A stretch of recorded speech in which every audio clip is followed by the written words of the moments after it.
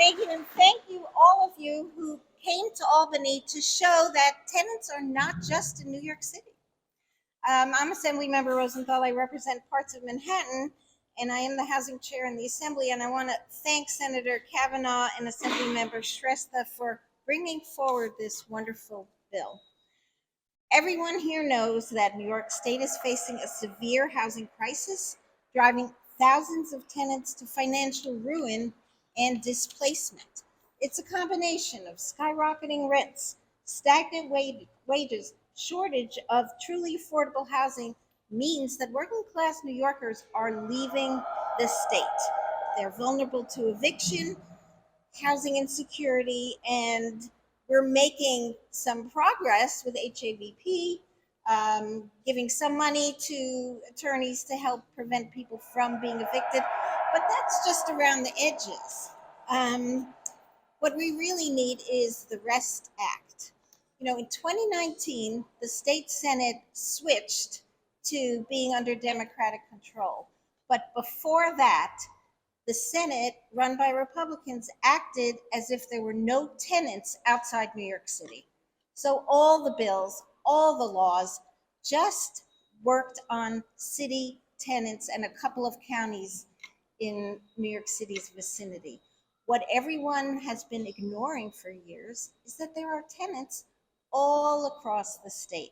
And because of the housing movement, we've now joined forces because we need to protect people who live in New York State who are tenants across the state, from Buffalo all the way to the Hudson Valley, Kingston, Poughkeepsie, all of the areas in this state.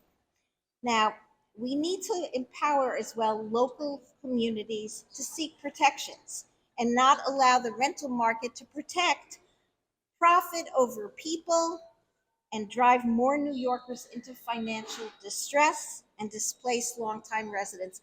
I know that after COVID or during COVID, many of Manhattan dwellers moved to the Hudson Valley, moved to places outside the city, and they're among those who are displacing longtime residents. So it's really incumbent on us to see the problem, which has been years in the making. It didn't just begin, but see the problem and address the problem.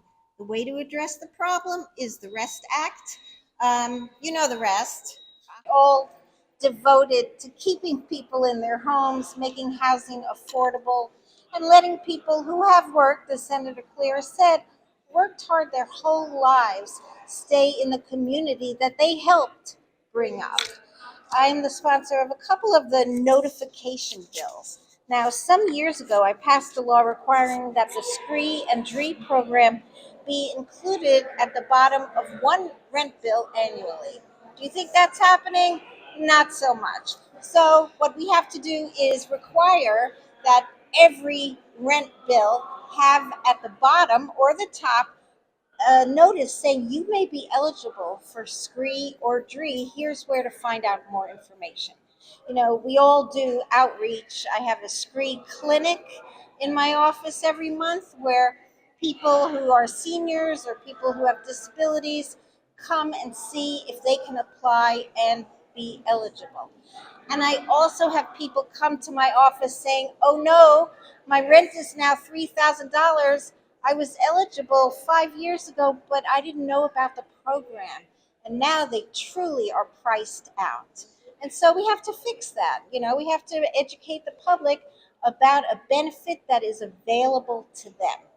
And that's what my bills do. I have another bill with that's my bill with Senator Clear, and I have another bill with Senator Kruger to provide tenants with a standard notice about SCREE and DREE when they sign initial leases and renewal leases.